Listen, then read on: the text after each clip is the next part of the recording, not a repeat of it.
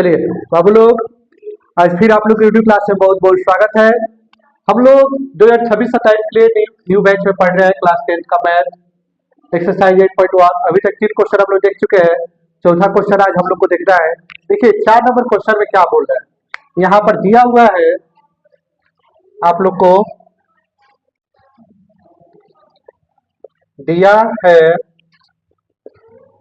15 cot a equal to 8 दिया है। तो यहाँ पर cot a इक्वल टू 8/15 हम लिख सकते हैं। cot का फॉर्मूला क्या होता है? b बाई पी, यही ना होता है। तो यहाँ हम देखेंगे, यहाँ b का मान 8 और p का मान 15 है। तो किसका मान नहीं दिया है? h। त्रिकोणमिति में हम लोग किसका किसका मान पढ़ते हैं? p, b और h, यही ना पढ़ते हैं। तो यहाँ पर लिखेंगे, इसलिए पाइथागोरस प्रमेय से h इक्वल टू क्या होता है? Root under P square plus B square. p का मान क्या है? p का मान है 15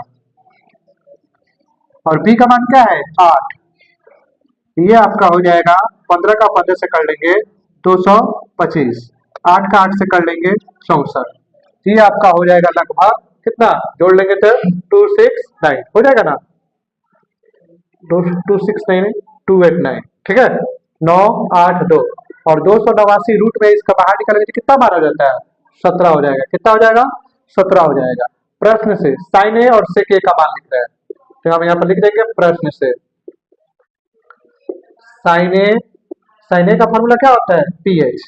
पी का मान क्या है? 15 और एच का मान क्या है? 17। और फिर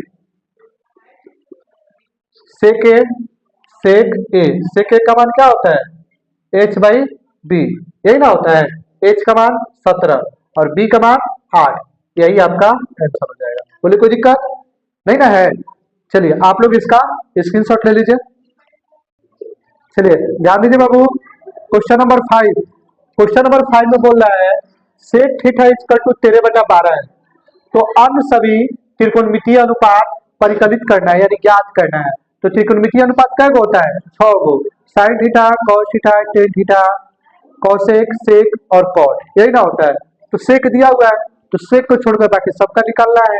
तो सबसे पहले यहाँ पर जो दिया गया है आप लिख लीजिए, दिया है sec theta equal to 13/12। Sec theta equal to क्या होता है? एच बाई बी, यही ना होता है। तो यहाँ हम देख रहे हैं कि यहाँ पर एच का मान 13 है और बी का मान क्या है? 12 है। तो हमारे पास क्या नहीं है? एच और बी है, तो क्या नहीं है? पी नहीं। बोले कोई दिक्कत? तो अब यहाँ पर हम लिख देंगे, इसलिए पाइथागोरस प्रमेय में पी का मान निकालना है। तो कैसे निकालते हैं?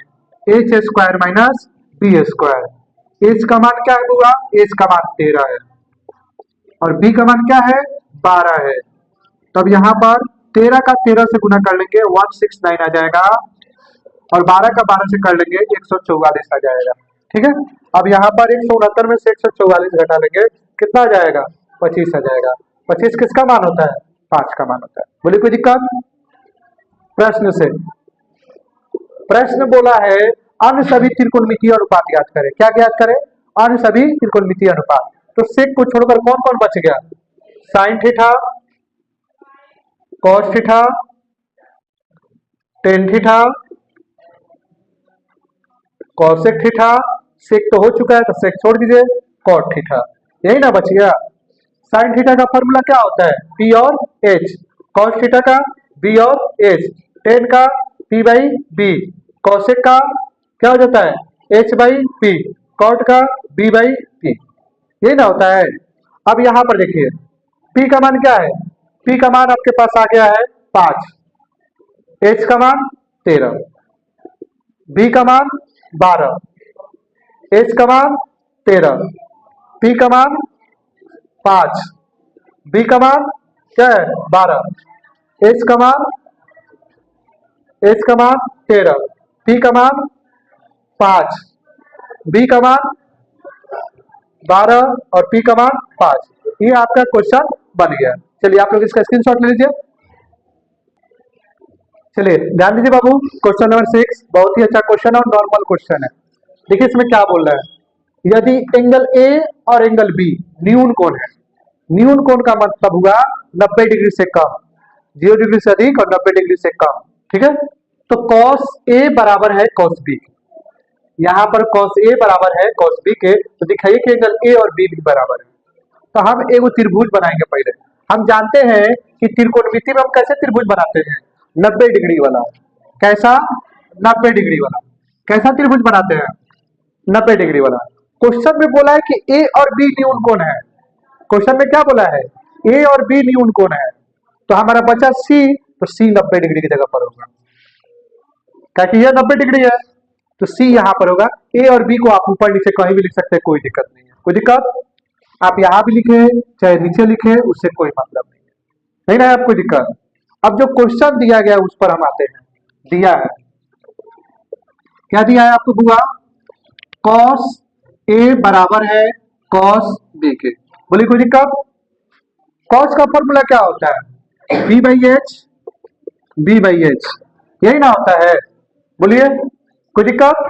चलिए अब हमको A से काम करना है। किससे काम करना है? A से। A से जब हम काम करेंगे तो इसके ठीक सामने वाले को हम क्या बोलते हैं? परपेंडिकुलर, यानी P। इसको बोलते हैं जो बच गया बेस, ये तो हाइपोटेनस है, ये कभी बदलेगा नहीं, ये आपका बेस हो गया। अब ये बी आपका कौन सा है? बी आपका है AC। बोलिए कोई दिक्कत? एच आपका क्या है? AB है। कोई दिक्कत? बोलिए। अब ये cos B, cos B से हम जैसे ही चलाते हैं तो इसके लिए ए हमारा हो जाएगा P और ये हमारे लिए क्या हो जाएगा? B। तो B हमारे पास क्या है? BC और एच क्या हमारे पास? AB। बोलिए कोई दिक्कत यहां तक है किसी को? अब देखिए दोनों बराबर में, नीचे वाला सेम है। जब नीचे वाला सेम है तो इसको काट दीजिए ना, तो बचेगा आपके पास क्या? AC equal to BC। बोलिए कोई दिक्कत है यहाँ तक किसी को दिक्कत? AC इक्वल टू हमारा BC हो गया। अब AC के अपोजिट, AC ये वाला लाइन है, इसके अपोजिट कौन सा एंगल है? एंगल B, तो एंगल B लिख देंगे। अब BC का अपोजिट कौन सा एंगल है? एंगल A, यहाँ पर एंगल A लिख देंगे। बोलिए कोई दिक्कत? यही ना हमको प्रूफ करने को बोला है, एंगल A बराबर एंगल B, तो एंगल A बराबर एंगल B हो गया। अब यहाँ पर आप लिख सकते हैं किस कारण से हुआ है, यहाँ पर लिख सकते हैं विपरीत भुजाओं के विपरीत कोण आपस में बराबर होते हैं। जब ये दोनों आपस में बराबर है तो इसका अपोजिट एंगल भी क्या हो जाएगा? आपस में बराबर हो जाएगा। यही हमको क्या करना था? प्रूफ करना था। चलिए आप लोग इसका स्क्रीनशॉट ले लीजिए। चलिए ध्यान दीजिए बाबू, क्वेश्चन नंबर 7 में देखिए cot थीटा इक्वल टू 7/8 दिया है। यहाँ दिया है cot थीटा इक्वल टू 7/8। तो cot थीटा का फॉर्मूला क्या होता है? V/P। यहाँ B का मान क्या है? 7, P का मान क्या है? 8। क्या नहीं दिया है? H। क्या नहीं दिया है? H। तो सबसे पहले हम क्या निकालेंगे? पाइथागोरस प्रमेय से। क्या निकालेंगे? पाइथागोरस प्रमेय से H का फॉर्मूला क्या होता है? P² plus B²। बोले कोई दिक्कत? चलिए अब यहां पर आ जाइए, P का मान 8 है, B का मान 7 है। 8 का 8 से कर लेंगे 64, 7 का 7 से कर लेंगे 49, दोनों को जोड़ लेंगे हो जाएगा 113। √113 का मान नहीं निकलता, यहीं पर हमें देखिए। अब आएंगे हम प्रश्न से। प्रश्न हमारा दिया है 2 गो, दोनों को हम हल करेंगे। ये वाला 1 नंबर वाला, 1 plus sine theta 1 minus sine theta by 1 plus cos theta 1 minus cos theta. बोलिए कोई दिक्कत?